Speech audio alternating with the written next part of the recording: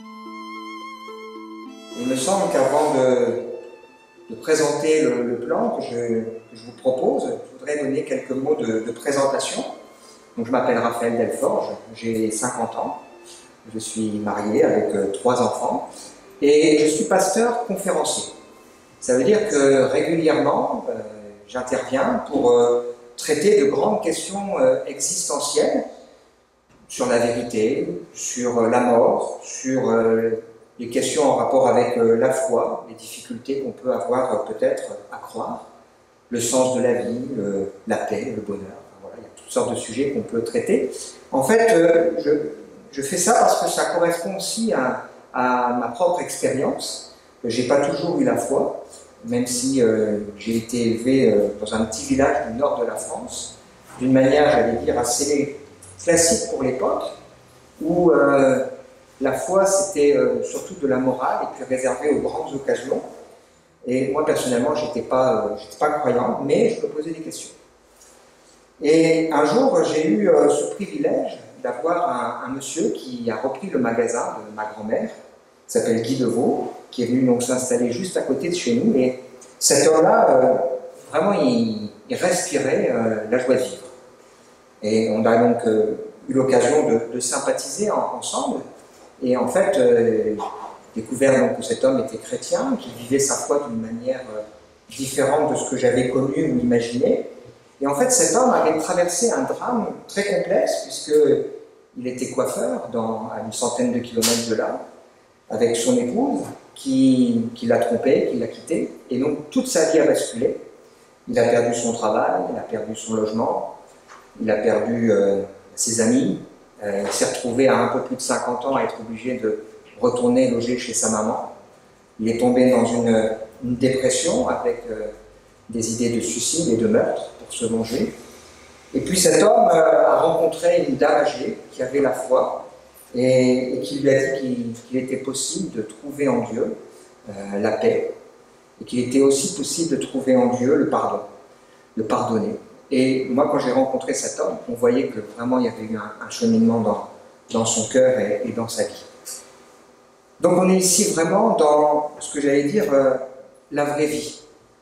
Quand on parle du pardon, peut-être on imagine ce qu'on voit dans un certain nombre de films où vous avez un type très antipathique qui fait du mal, et puis une victime ou un enfant de victime qui ne rêve que d'une chose, c'est de se venger, de faire justice là où la société ne le fait pas. Mais en réalité, dans la vie, il y a des hommes et des femmes qui sont blessés, qui se blessent les uns les autres. Et c'est vrai que ça fait partie du quotidien. Et donc moi, j'ai découvert la foi et je traite aujourd'hui de questions qui me concernent. Le pardon me concerne. Dans ma vie, il n'a pas toujours été un long fleuve tranquille. J'ai dû pardonner à des gens qui m'ont blessé, ça n'a pas toujours été simple. J'ai sans doute blessé aussi des personnes de manière involontaire, tout en étant responsable. Et j'ai dû demander pardon. Ça n'a pas non plus été facile ni simple. Et puis récemment encore, j'ai eu l'occasion d'accompagner un monsieur qui s'appelle Dominique en fin de vie. Il a eu un cancer foudroyant à 62 ans. En 4 mois, il est décédé. Et un jour, son épouse m'a appelé et elle m'a dit « je ne sais plus quoi lui dire, il est tourmenté ». C'était quelqu'un qui pourtant ne s'intéressait pas du tout aux choses de Dieu, il était très très loin de ces choses-là. Et donc là, on a partagé ensemble le message de l'Évangile. Et on a parlé de pardon. Il a remonté dans sa vie des souffrances de son enfance qui l'ont empoisonné. Il a remonté dans sa vie aussi des souffrances qu'il a occasionnées à d'autres. J'ai eu l'occasion de dire à cet homme, avec le mal, ce que la Bible appelle péché, on est à la fois victime et aussi coupable. Parfois on est des victimes, parfois on est des coupables. Donc le pardon, c'est un sujet que je connais, pour l'avoir vécu personnellement, ou pour avoir accompagné des gens, pour avoir aussi vu des personnes refuser de pardonner. Je me souviens de ce jeune qui me dit « moi je ne pardonne pas, j'ai pas envie, je veux que mon père il paye avant ». Et il est resté avec sa souffrance et avec sa sa difficulté. Alors le sujet qu'on va aborder ensemble ce soir, c'est vraiment un sujet délicat qui nécessite du respect pour les personnes qui souffrent. Vous savez que c'est toujours difficile de mesurer la souffrance de l'autre. Si vous allez à l'hôpital, on va vous dire que, voilà, de 1 à 10, quel est ton taux de souffrance sur le plan physique. Mais sur le plan moral, comment mesurer la souffrance de l'autre? On a facilement envie de dire « tu n'es pas à ma place ». Et donc, je pense que quand on aborde cette question du pardon, hein, il faut vraiment de l'empathie. En tout cas, on peut faire cet effort de l'écoute, et puis bien sûr l'absence de jugement. Et donc, on va aborder ce soir une alternative possible à la souffrance, une alternative possible à des conflits, le pardon, et voir ensemble ce que la Bible nous propose. Alors je pense qu'on a bien compris les uns et les autres, hein, on ne parle pas ici de petites contrariétés de la vie, des petites indélicatesses ou des petits quiproquos, des petits tracas, mais on parle ici de blessures et de souffrances, de choses un peu plus complexes. C'est pour ça que cet homme, William Blake, a écrit hein, « Il est plus facile de pardonner à un ennemi qu'à un ami ». Pourquoi? Parce que la question du pardon, elle se pose parce qu'on a en face de nous une souffrance identifiée, qui est là où elle ne devrait pas être.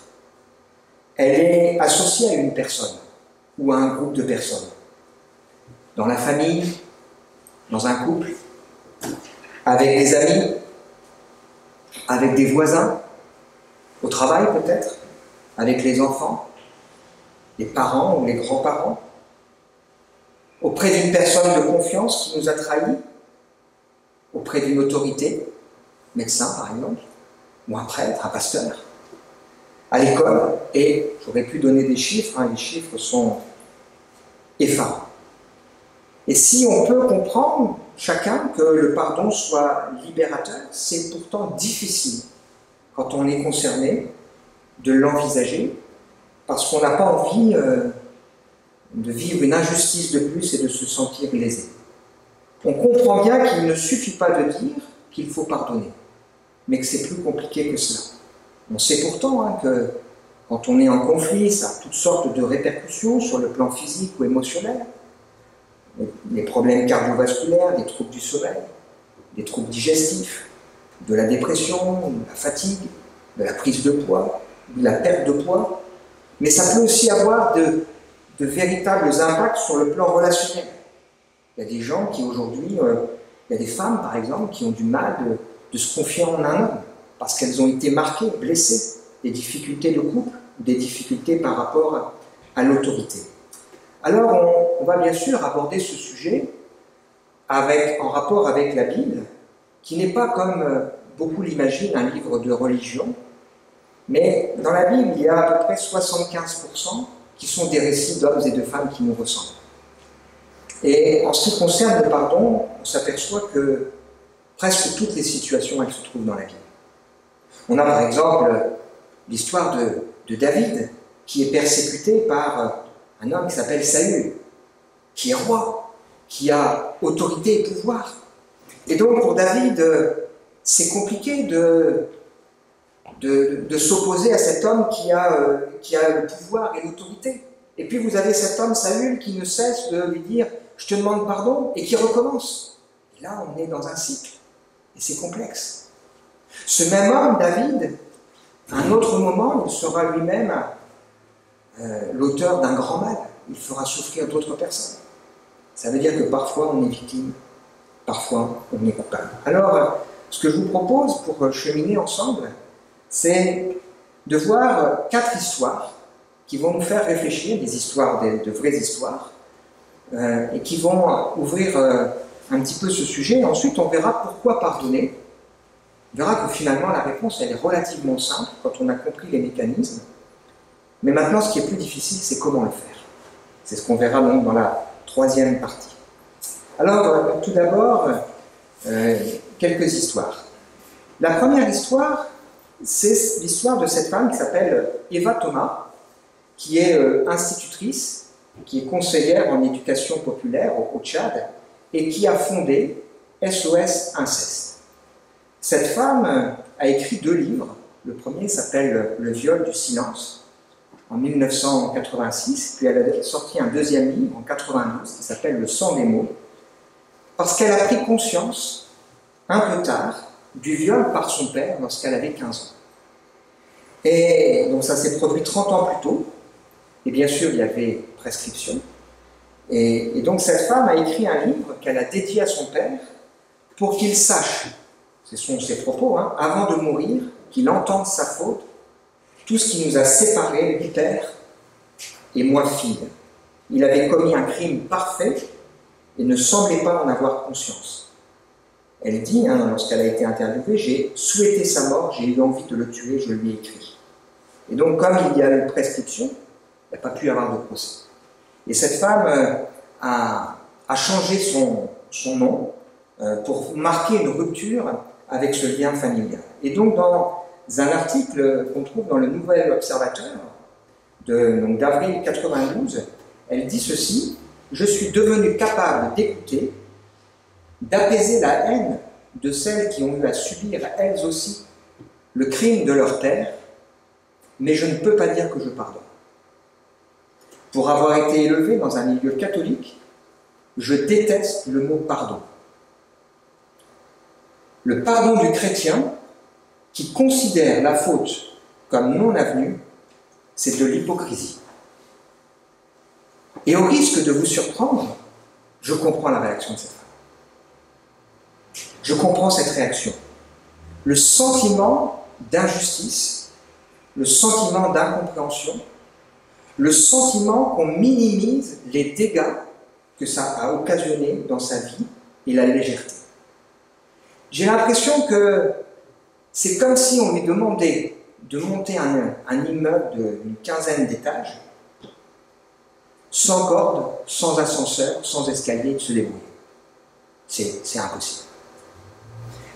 J'ai mis cette citation d'Oswald Chambers qui dit « On parle avec désinvolture du pardon lorsqu'on n'a pas été blessé, mais une fois blessé, on sait que sans Dieu, nul ne peut pardonner à son prochain. » L'histoire de cette femme fait réfléchir. Est-ce qu'on peut pardonner sans Dieu? La deuxième histoire, c'est sans doute quelqu'un que vous connaissez, c'est le témoignage de Corneille, qui est chanteur, compositeur, interprète. Bon, il a été davantage sur la scène médiatique il y a quelques années qu'aujourd'hui. Il a composé des chansons au titre évocateur. Parce qu'on vient de loin, seul au monde, voleuse de lendemain, je me pardonne. L'histoire de cet homme, il est fils d'un père Tutsi et d'une mère Hutu, et le 15 avril 1994, il assiste derrière le canapé, alors qu'il a 16-17 ans, au massacre de ses 2 parents, de son frère et de sa petite sœur. Et il dit « J'en sors indemne », entre guillemets. Il vient en France, il connaît le succès, et puis ensuite, il connaît l'échec, avec un album qu'il a écrit, et donc se met donc à écrire son autobiographie, poussée par sa femme, Sophia. Et là, il écrit en particulier un livre qui s'appelle « Là où le soleil disparaît ». Et à cette occasion, Corneille est invité dans des émissions de télévision, et on sort différents articles de journaux. Et en particulier, il y a cette émission qui s'appelle « La parenthèse inattendue ». Et là, on découvre son histoire. C'est qu'il n'a pas seulement subi la perte de sa famille, de son frère et de sa sœur, mais en plus, il a été violé à l'âge de 6 ans par sa tante. C'est pour ça qu'il a écrit « Voleuse de lendemain », cette chanson. Il parle beaucoup de sa relation avec Dieu. Parce que Corneille, c'est quelqu'un qui a la foi. Il parle de son cheminement et de sa difficulté par rapport à ça. Et il dit dans un article qu'on trouve à la Psychologie de février 2014, « Je ne crois pas que Dieu soit cet être pervers qui laisse les massacres se perpétrer sans agir. Je suis enfin sorti d'une relation de troc avec lui. Ce n'est pas parce que j'ai souffert qu'il me doit quelque chose. Avant, je lui disais, tu ne me donnes pas assez. Aujourd'hui, je lui dis merci. Il est amour, un amour qui guérit les pires blessures. Le parcours de Corneille est compliqué. Au départ, il y a du déni par rapport à ce qu'il a vécu avec sa tante, puis ensuite ça vient à la lumière. Il ose regarder des photos. Il a un combat intérieur parce qu'il se culpabilise d'être en vie. Pourquoi lui? Par rapport à sa famille. Il en veut à son père, qui n'a pas su les protéger. Et puis il se sent aussi coupable, lui, de ne pas avoir su protéger sa petite sœur. Il a connu une période de colère vis-à-vis de Dieu, bien qu'étant croyant. Et puis il a accepté de se faire accompagner, il a crié à Dieu, et il a découvert le pardon. Et il dit ceci dans Famille chrétienne, on lui pose la question, est-ce que le pardon ne vous est pas insupportable? Et il dit que c'est un acte complexe, qui naît d'une maturation. On ne peut pas pardonner à la va-vite, ce serait superficiel. Effectivement, c'est vrai. Le pardon, c'est à la fois une décision et un cheminement. Il y a différentes étapes. Et c'est pas forcément facile, c'est pas simple. Il y a la foi en Dieu qui change tout, mais même si on a cette foi, il y a quand même des difficultés qu'il faut apprendre à surmonter, mais il y a un espoir pour celles et ceux qui nous écoutent, de se dire que même si on a pu vivre des choses complexes, difficiles, avec Dieu, il est possible de trouver le pardon, de trouver la paix. Il est possible d'être restauré. Troisième témoignage, toujours des témoignages forts, volontairement, sans doute une femme un peu plus connue des chrétiens, s'appelle Corrie ten Boom. Cette femme est une Hollandaise qui est née donc à Amsterdam le 15 avril 1892, et c'est pas banal, elle est décédée le jour de son anniversaire, le 15 avril 1983. Elle sera à l'origine donc de plusieurs livres et va sillonner les pays, pour parler du pardon.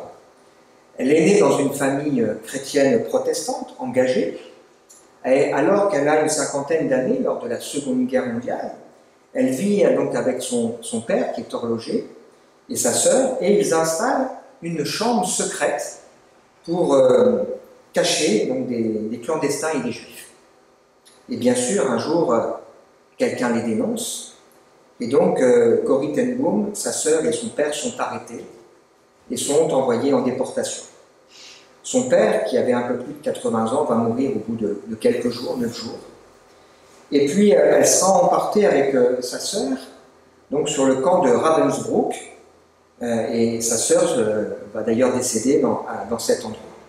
Et cette femme qui est chrétienne, qui croit en l'amour de Dieu, qui croit vraiment que Dieu, la foi en Dieu, ça change les choses, dans ce contexte compliqué, continue de rendre témoignage de sa foi et de l'amour de Dieu. En décembre 1944, sa sœur meurt dans ce camp, et une dizaine de jours après, cette femme, donc Corrie ten Boom, sera libérée pour ce qui s'avérera être une erreur administrative. Alors bien sûr, il est resté en elle des séquelles, des troubles du sommeil, etc., etc. Et donc, à la fin de la guerre, elle réfléchit et elle se dit comment je peux continuer de montrer aux gens l'amour de Dieu. Et donc, on lui fait cadeau d'une maison et elle décide d'héberger dans cette maison des victimes qui sont désœuvrées. Et elle va sillonner le monde pour parler du pardon.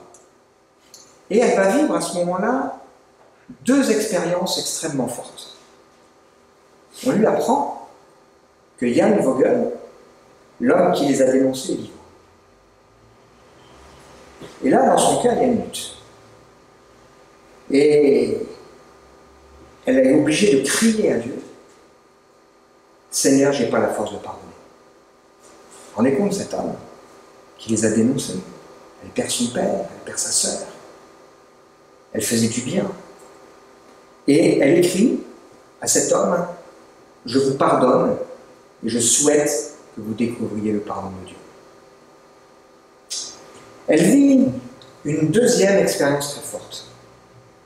Alors qu'elle se trouve dans une église en Allemagne, à la fin d'un temps où elle a pu parler du pardon, d'amour de Dieu, des gens la saluent, puis elle voit que lorsque l'église est presque vide, il y avait là-bas au fond un homme d'une grande taille qui attend que tout le monde soit parti, puis qui se dirige vers elle. Et là, je vais citer un extrait du livre qui raconte sa vie dans la collection Les héros de la foi, page 170. Elle dit ceci: en un clin d'œil, dans ce livre il est écrit ceci, elle se vit dans le bâtiment des douches à Ravensbrück. Cet homme qui était garde SS se tenait à la porte, la main sur le revolver, lorgnant les femmes à qui il ordonnait de se déshabiller. Et elle reconnaît que c'est cet homme qui vient la voir. Cet homme lui dit: merci pour votre message. C'est tellement merveilleux de savoir que Dieu pardonne tous les péchés, n'est-ce pas? Corrie regarda l'homme qui se tenait devant elle, mais au lieu de voir sa figure souriante, elle revoit les visages de Betsy, sa sœur, et de son père. L'homme lui tend la main, et à ce moment-là, le cœur de Corrie fut rempli de haine. Elle ne voulait pas, ni ne pouvait lui serrer la main. Et elle est obligée de crier à Dieu: ô Dieu, aide-moi à vivre le message que je partage. Et tandis qu'elle prie, qu'elle s'en remet à Dieu, elle a l'impression qu'une forte décharge électrique parcourt tout son corps. Son bras s'étend, elle serre la main de son interlocuteur. Au même moment, toute sa haine fond, elle sent qu'elle lui avait pardonné. Oui, c'est merveilleux de savoir que Dieu pardonne tous nos péchés, dit-elle en pesant chaque mot. Une histoire qui montre que le pardon n'est facile pour personne et qu'il y a un combat dans le cœur. Mais une histoire qui montre aussi que la foi, la prière, la grâce, la puissance de Dieu peut faire dans une vie un miracle. Le miracle de nous donner la force de pardonner. Alors ce soir, on est bien là pour parler de ça. On n'est pas là pour parler de morale, mais on est là pour essayer de voir ensemble qu'est-ce que Dieu propose, pourquoi et comment c'est possible avec lui. Quatrième histoire,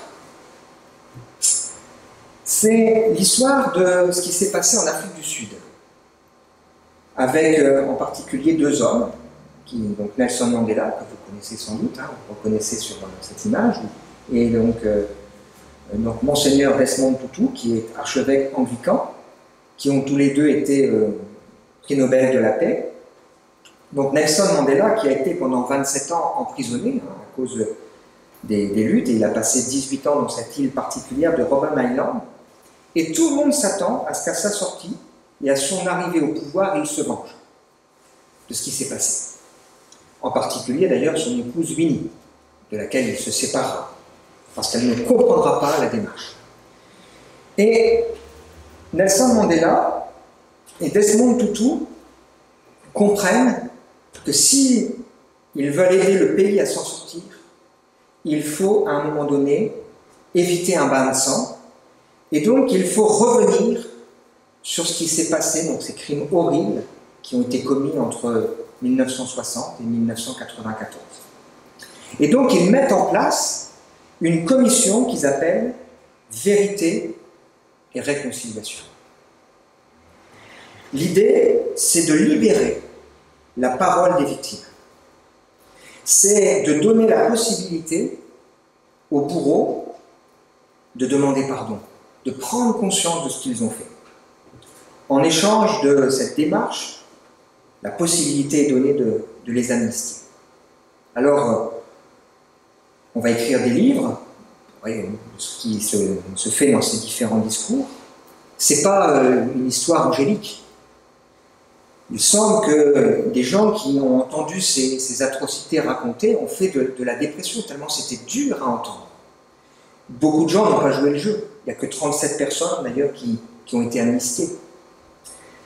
Mais selon donc, Desmond Tutu, certains auteurs de crimes ont pu avouer et réparer leurs torts. Des victimes ont pu pardonner et d'autres ont pu exposer des regrets. Et j'ai choisi cette histoire pour pointer du doigt une étape supplémentaire qui souvent est confondue. C'est la réconciliation. Pardon et réconciliation, c'est pas tout à fait la même chose. C'est une étape qui suit si il y a effectivement la mise en lumière et le regret, le désir d'un changement, la vérité. C'est pour ça que cette commission s'est appelée Vérité et Réconciliation. 4 histoires bouleversantes. Eva Thomas, qui nous dit qu'elle déteste le pardon chrétien et qui pose cette question. Est-ce qu'il est possible de pardonner sans Dieu? Témoignage de Corneille, qui nous dit qu'il est passé par différents stades où le déni, ensuite les choses qui viennent en lumière, la culpabilité, et puis il dit ceci, pardonner, ce n'est pas quelque chose qu'on fait à la va-vite, c'est un processus avec différentes étapes. Corrie ten Boom, qui nous montre qu'une femme de foi exemplaire, le pardon n'est facile pour personne, et c'est un miracle que Dieu peut accomplir lorsqu'on crie à lui. Et puis enfin, cette commission vérité et réconciliation qui nous invite à réfléchir peut-être à une étape supplémentaire, mais en tout cas qui pointe du doigt que pardonner et être réconcilié sont 2 choses différentes et complémentaires. On arrive à la deuxième partie. Pourquoi pardonner?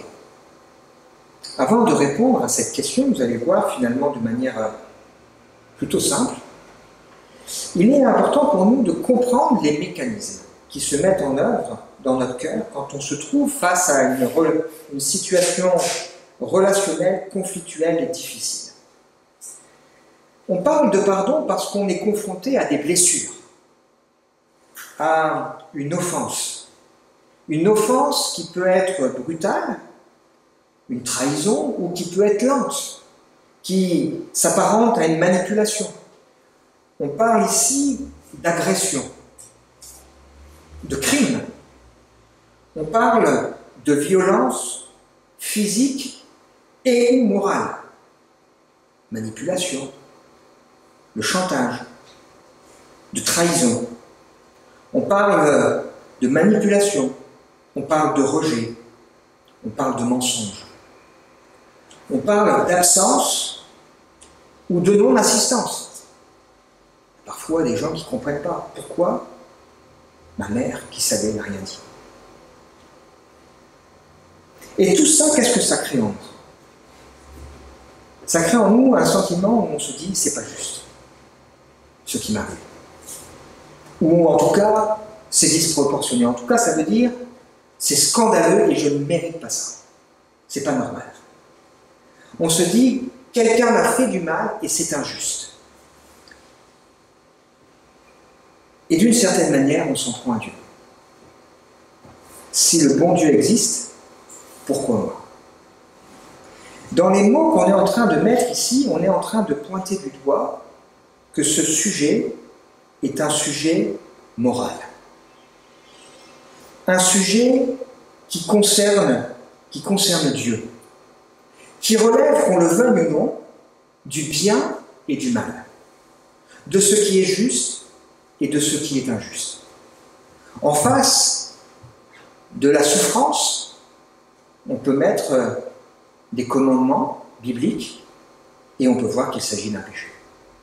Ça veut dire que, qu'on le veuille ou non, Dieu est concerné par notre affaire, puisque c'est un problème de bien et de mal, de justice et d'injustice. C'est d'ailleurs pour ça que si facilement on s'en prend à Dieu, on dit pourquoi Dieu n'a-t-il rien fait? La Bible nous montre que le péché, ça concerne Dieu nécessairement, mais ça peut parfois concerner l'homme. Vous avez cette histoire bien connue de ce garçon qui demande à son père la part de bien qui lui reviendrait normalement à sa mort. C'est quand même une démarche un petit peu bizarre. Il part, il fait n'importe quoi, puis ensuite il perd tout, il est dans les tourments, il réfléchit et il se dit « je vais retourner vers mon père. Et je dirais, j'ai péché contre le ciel, c'est-à-dire contre Dieu, et contre toi. » Il a conscience que le mal qu'il a fait concerne également Dieu. Alors peut-être que ça peut choquer. Se dire, mais enfin c'est moi qui souffre. Et Dieu. Qui oserait dire à des parents normaux, même d'enfants qui sont adultes, et qui subissent une offense ou une blessure qu'ils ne sont pas concernés. Moi j'ai 2 enfants qui sont grands, j'en ai un qui est marié. S'il lui arrive quelque chose, ça va me toucher en plein cœur. Je sais qu'on peut mourir de chagrin pour l'avoir vécu, pour ces enfants. Et il est inimaginable de dire qu'un père n'est pas concerné. Pourquoi? Parce qu'on souhaite le bien de son enfant. Parce qu'on les aime.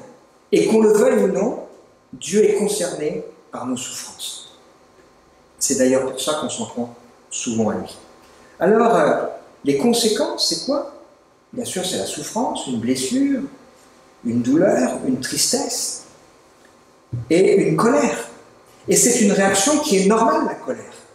Parce qu'elle est là, elle est destinée à nous mettre en garde et à nous protéger. Heureusement qu'il y a ça. Sinon, on retournerait dedans. Et la Bible, d'ailleurs, nous dit que Dieu ne tient pas le coupable pour innocent. Elle nous parle aussi de sa colère par rapport au mal et au péché. Et elle évoque clairement l'idée qu'un jour, le jour du jugement, ce sera le jour de la manifestation de la colère de Dieu. Chacun rendra compte à Dieu pour lui-même. Dieu manifestera sa colère contre le péché. Et donc, la réaction qu'on a, c'est qu'on se dit, il y a une dette. La personne qui m'a fait du mal, elle me doit quelque chose. Et on va utiliser beaucoup de termes en rapport avec ça. On va dire, je veux qu'il paye. On m'a pris quelque chose. Les enfants, parfois, quand ils se chamaillent et qu'ils se donnent un coup, ils se le rendent, ils se disent, bon, maintenant on est quitte. J'ai entendu que tu m'as fait payer quelque chose, maintenant on est quitte. Ou alors, quand quelqu'un nous a fait du mal, on va dire, de toute façon, il peut souffrir, il me doit bien ça. Donc on a, dans notre cœur, par rapport aux souffrances, on a bien l'idée d'une dette, de quelque chose. On y reviendra tout à l'heure. Et donc, qu'est-ce qui se passe? Quelque chose est brisé dans la relation normale qu'on devait vivre. On perd confiance en soi, en l'autre. On perd peut-être quelque chose, en tout cas, on perd son innocence, on perd son intégrité, on perd peut-être sa santé, on perd son avenir, ses projets, les choses qui basculent. Il y a quelque chose d'irréparable, on ne peut plus faire comme si ça n'était pas arrivé. D'où l'idée, d'où la notion de deuil. Tout à l'heure, j'ai parlé de Corneille, qui a évoqué dans son cheminement l'idée d'un deuil, par rapport à quelque chose qui ne pourra pas être réparé. Alors, quelles sont les alternatives possibles par rapport à une situation, à un traumatisme que l'on vit? Le suicide ou l'autodestruction. Vous avez des gens qui se suicident parce qu'ils ont souffert.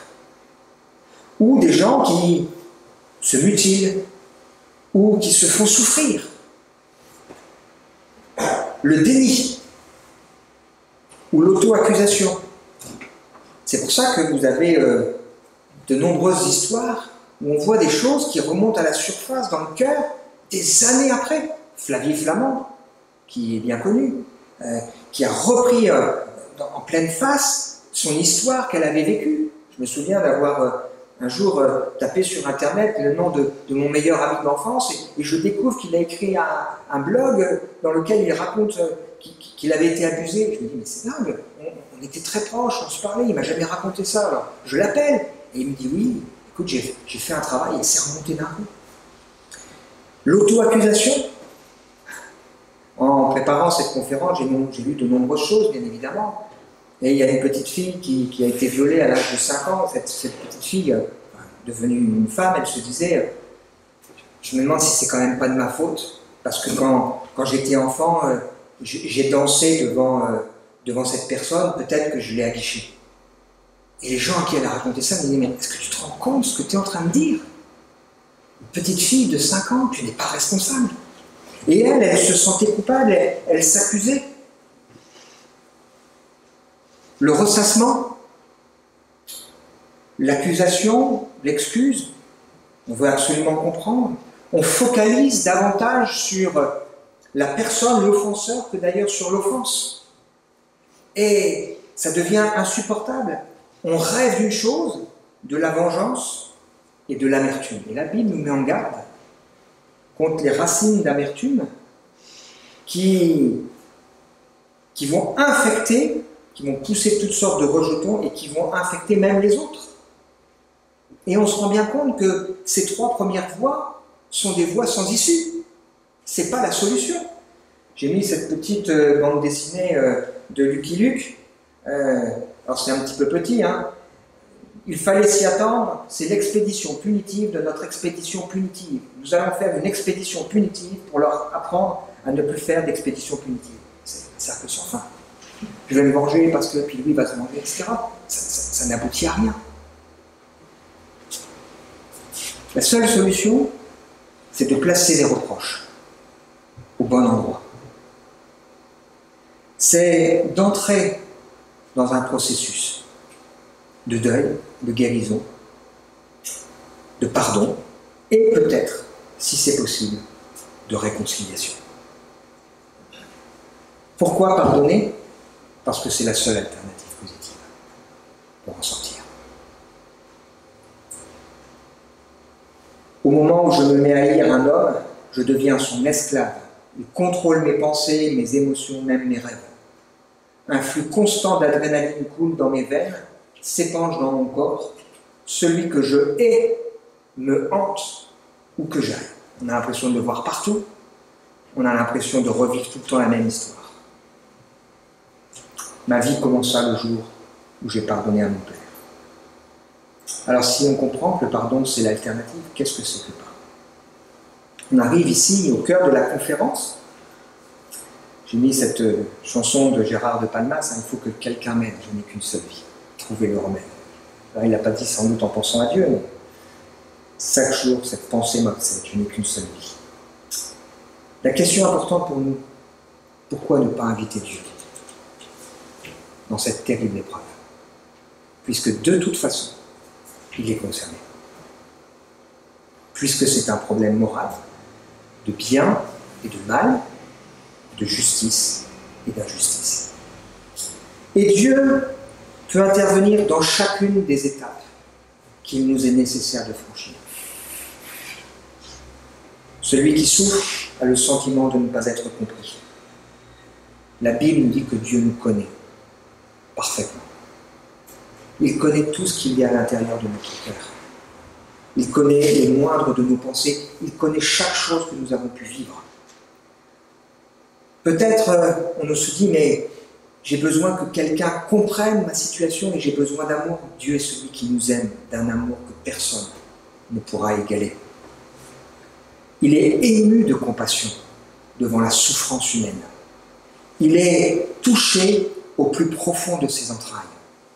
Et quand, à un moment donné, Moïse demande à Dieu de se révéler davantage à lui, il se révèle en proclamant son nom. Son nom, c'est le Dieu qui est plein de miséricorde, qui est compatissant, qui est lent à la colère, qui est riche en bonté et en fidélité, et qui conserve son amour, qui pardonne l'iniquité et la rébellion. Peut-être quelqu'un dira, c'est trop dur. Jésus nous lance cette invitation. Vous n'en pouvez plus avec ce fardeau qui vous écrase, venez à moi. Vous qui êtes fatigués et chargés, accablés, déprimés, vous ployez sous un fardeau trop lourd, je vous donnerai du repos. Lorsque Jésus a débuté son ministère, il est entré dans une synagogue, il a ouvert un texte biblique qui parlait de lui, écrit 700 ans avant, et il a dit qu'il est venu pour guérir ceux qui ont le cœur brisé. Et si, en entendant cette conférence, quelqu'un se dit, mais moi, mon cœur, il est brisé. Je ne me sens pas compris. Personne ne peut mesurer ce que j'ai vécu. Dieu est celui qui vous comprend. Il est celui qui peut vous guérir. Alors pourquoi ne pas crier à lui? Pourquoi ne pas faire comme a fait Corrie ten Boom, crier sa détresse pour demander au Seigneur de nous accorder sa grâce? Je parlais tout à l'heure en introduction de ce que j'ai vécu il y a 3-4 semaines de ça. La femme de Dominique qui m'appelle, des gens qui ne sont pas du tout intéressés par les choses de Dieu. Elle pense que son mari va mourir dans les heures qui suivent. Elle est désespérée, elle me dit, il souffre, il est angoissé, je ne sais pas quoi lui dire. Et on parle ensemble, il remonte à la surface donc les horreurs qu'il a vécues dans sa famille, dans son enfance, le mal qu'il a fait. Je partage avec lui le message de l'Évangile. Dieu qui veut pardonner nos péchés. Dieu qui veut nous aider. Et il me dit, mais pourquoi est-ce que Dieu me pardonnerait? Pourquoi est-ce que ma femme me pardonnerait? Et je dis, elle te pardonnera parce qu'elle t'aime. Et l'amour, c'est pas aimer les gens pour ce qu'ils font, mais c'est aimer les gens pour ce qu'ils sont. Elle te pardonnera, ou Dieu te pardonne parce qu'il fait grâce. Et il faut à un moment donné que tu fasses confiance. Tu fasses confiance à ton épouse qui est là, qui ne demandait que ça. C'est ce qu'il a fait et il a trouvé la paix. Pour pardonner à l'autre, il faut aussi être pardonné de Dieu. Un jour, on pose la question au Seigneur, combien de fois devrais-je pardonner à celui qui m'a offensé? Et le Seigneur répond, pas simplement 7 fois, mais 77 fois 7 fois. Et il va donc raconter une histoire pour imager cela. Il dit, voilà, c'était un roi qui avait un serviteur qui avait une dette inimaginable vis-à-vis de ce roi. Et à un moment donné, c'est l'heure des comptes. Et donc cet homme se présente devant le roi. Alors, si on traduit ça en langage moderne, il semble que ça représenterait l'équivalent de 20 ans fois 10 000 fois le SMIC. Une dette qui est impossible à payer. Et cet homme qui se pointe devant le roi, il essaye de se racheter lui-même et il pense qu'en gagnant du temps, il finira par payer. Alors il dit, aie patience envers moi et je te paierai tout. Il se rend bien compte que ce n'est pas possible. Et le roi sait que la seule alternative possible, c'est de remettre la dette. C'est la seule alternative et c'est lui qui a le pouvoir de le faire. Et donc, comme il entend cet homme qui crie sa détresse, il accepte de remettre la dette de cet homme. Ce serviteur repart, il croise un ami qui a vis-à-vis de lui également une dette qui est conséquente. Si on traduit ça en langage d'aujourd'hui, l'équivalent de 100 jours de travail, c'est pas rien quand même, une demi-année de salaire. Et donc c'est normal qu'il soit en colère et qu'il demande à l'autre justice. Mais là, ce qui n'est pas normal, c'est qu'il oublie la dette qu'on lui a remise. Et donc, cet homme qui se trouve devant lui, qui lui dit « Aie pitié, je te paierai », la même démarche que celle que lui a eue, il ne veut pas pardonner. Il refuse. Et la Bible nous dit que quand le roi apprend cela, il n'est pas content, et il dit « Bon, maintenant, il faut qu'il paye pour le mal qu'il a fait. » Chacun d'entre nous, nous avons contracté une dette énorme vis-à-vis de Dieu, que nous sommes incapables de payer. Nous avons offensé Dieu, nous avons méprisé Dieu, nous avons rejeté Dieu. L'attitude que nous avons eue les uns et les autres n'est pas juste. La relation normale que nous devrions avoir avec Dieu est brisée et détruite à cause du mal. Et nous sommes devenus les ennemis de Dieu.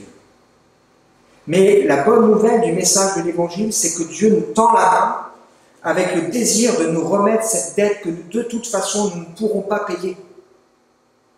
La bonne nouvelle du message de l'Évangile, c'est que Dieu qui est juste, a donné son propre Fils, Jésus-Christ, pour que lui paye à notre place les conséquences de notre faute.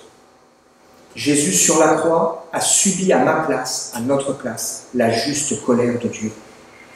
Il a, pour celui qui accepte la main tendue de Dieu, il a payé le poids de nos fautes pour nous remettre cette dette que de toute façon nous ne sommes pas capables de payer. On peut sans doute se dire, mais moi j'ai pas l'impression d'avoir fait du mal à Dieu. C'est rien par rapport à ce que j'ai subi. Qui suis-je pour évaluer votre souffrance? Mais qui suis-je? Qui sommes-nous pour évaluer celle de Dieu? Face à notre indifférence, face à notre mépris, face à nos silences, face au refus que nous avons pu avoir de nous tourner vers lui. Cette histoire, cette parabole, nous montre qu'à un moment donné, on peut changer de regard. Qui est-ce qui a le pouvoir? Le roi a le pouvoir. C'est lui qui décide si oui ou non il pardonne. Il est important pour nous de comprendre que souvent, quand quelqu'un est pris dans les tourments d'une souffrance, d'une blessure, il a l'impression qu'il est prisonnier, mais quelque part, c'est lui qui a le pouvoir, qui a la solution. C'est lui qui, à un moment donné, peut décider de remettre sa souffrance entre les mains de Dieu. On se dira, mais où est la justice? Le juste juge chez Dieu. On peut faire le choix d'inviter Dieu dans cette épreuve, de s'en remettre à lui, de lui confier la dette qui de toute façon ne pourra pas être payée de celui qui nous a offensés, de celui qui nous a blessés, et de lui laisser s'occuper des choses, le temps voulu, le temps venu. Pardonner, c'est accepter de renoncer à une dette qui de toute façon ne sera jamais remboursée, alors que la nôtre a été payée un grand prix. C'est faire confiance à Dieu pour la justice et lui confier la dette qu'on nous doit. Dans le mot pardon, il y a le mot don, on retrouve dans différentes langues. Le père Caffarel a dit ceci, pardonner, c'est déchirer la page sur laquelle on écrivait avec malice et rage le compte débiteur de son prochain. Qui suis-je pour évaluer votre souffrance? Mais qui sommes-nous pour évaluer celle de Dieu? Le pardon se donne ou pas? Il s'accepte ou pas? Dieu veut nous donner son pardon. Est-ce qu'on est prêt à accepter le pardon de Dieu? Il se demande ou pas? On ne peut pas pardonner à la place de quelqu'un d'autre. Et puis ensuite, le pardon, il doit aussi s'accepter. Sommes-nous prêts à accepter le pardon de Dieu? Bien sûr, il y a une étape supplémentaire qui est la réconciliation. Comment échapperons-nous si nous négligeons le grand salut que Dieu veut nous donner? Que veut dire accepter le pardon? C'est la prise de conscience du mal fait, le renoncement à ce mal, le désir de s'engager et de réparer ce qui peut l'être. C'est la repentance qui va nous conduire à envisager la réconciliation. En tant que chrétiens, nous faisons fonction d'ambassadeurs pour inviter les gens à se tourner vers Dieu et à être réconciliés avec lui. Avant d'avoir un temps de questions-réponses, je voudrais donner quelques fausses et bonnes idées sur le pardon. La première, c'est que le temps ne produit pas le pardon. L'histoire d'Eva Thomas est révélatrice. Cette femme, 30 ans après, ça revient à la surface. Bien sûr, le temps, parfois, il apaise la souffrance. Mais il faut parfois du temps pour cheminer, mais le pardon, c'est un acte qui se décide. Le pardon ne s'exige pas. On ne peut pas dire à l'autre, tu dois me pardonner. Pas comme ça que ça marche. On ne peut pas non plus pardonner à la place de quelqu'un d'autre. Un prêtre, un pasteur, n'a pas le pouvoir de pardonner à la place de Dieu. Imaginez que quelqu'un vous offense, et moi je dis à cette personne, non, je te pardonne. Ça veut dire, mais moi je ne suis pas d'accord. Et le seul qui peut pardonner nos péchés, c'est Jésus, c'est Dieu. Pardonner, ce n'est pas excuser. Ce n'est pas non plus comprendre. Parfois les gens disent, mais je ne comprends pas ce qui m'est arrivé. Je ne comprends pas pourquoi il m'a fait ça. Pas sûr qu'un jour on arrivera à comprendre. Ce n'est pas non plus approuver. Pardonner, ce n'est pas rendre le mal acceptable. Le pardon de Dieu a coûté un grand prix. Il a coûté le sacrifice de son propre Fils. Le pardon, ce n'est pas nier la gravité de la faute, en disant c'est pas grave. Si, c'est grave. Ce n'est pas non plus oublier. C'est pas oublier. Dieu n'est pas amnésique. Il choisit de ne plus garder cela entre l'homme. Il ne conteste pas sans cesse avec celui qui vient humblement demander pardon et accepter le pardon de Dieu. Mais Dieu n'oublie pas. C'est pour ça que dans la Bible, on voit que quand il est question de David, un homme qui a péché, Dieu pouvait dire qu'il a été un homme selon son cœur, sauf dans une certaine affaire. Mais il n'y avait plus cette tête entre lui et Dieu. Pardonner, ce n'est pas non plus le refus de la justice. Pas parce qu'on pardonne à quelqu'un qu'à un moment donné, il n'y a pas des actions qui doivent s'engager, ne serait-ce que pour protéger d'autres personnes.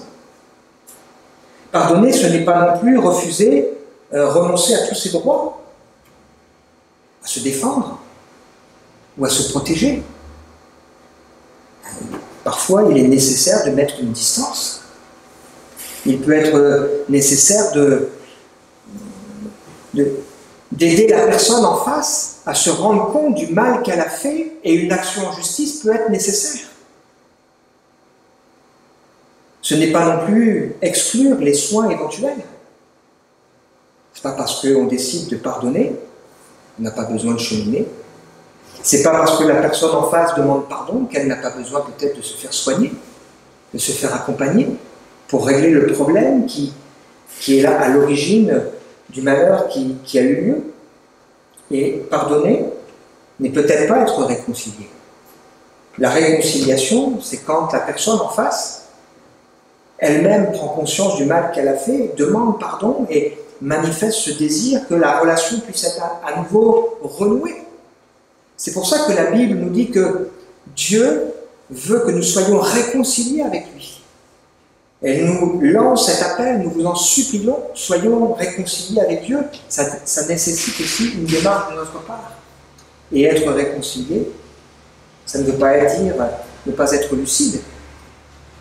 Mais prudent, ce n'est pas parce qu'à un moment donné, on a en face de nous quelqu'un avec qui on décide de renouer contact, parce qu'effectivement, cette personne a pris conscience qu'on va forcément revivre tout de la même manière.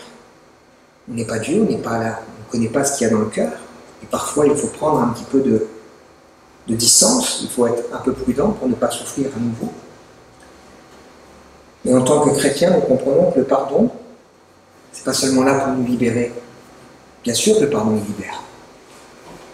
Mais c'est aussi un acte d'obéissance, puisque Dieu nous dit, dans cette prière bien connue, Notre Père qui es aux cieux, pardonne-nous nos offenses. Parce qu'on a offensé Dieu, comme nous-mêmes nous voulons pardonner à ceux qui nous ont offensés. Et donc, en tant que chrétien, on a cette démarche de chercher le pardon, parce qu'on a ce désir d'obéir à Dieu. Mais la vie chrétienne, ce n'est pas compter sur nos propres forces, c'est crier à Dieu pour qu'il nous donne la force de pouvoir vivre ce qui est impossible aux hommes. Comme a pu le vivre Corrie ten Boom, comme d'autres ont pu le vivre, comme moi dans ma vie j'ai pu le vivre. Et comme chacun d'entre nous, nous pouvons le vivre si nous crions à Dieu, notre souffrance et notre détresse.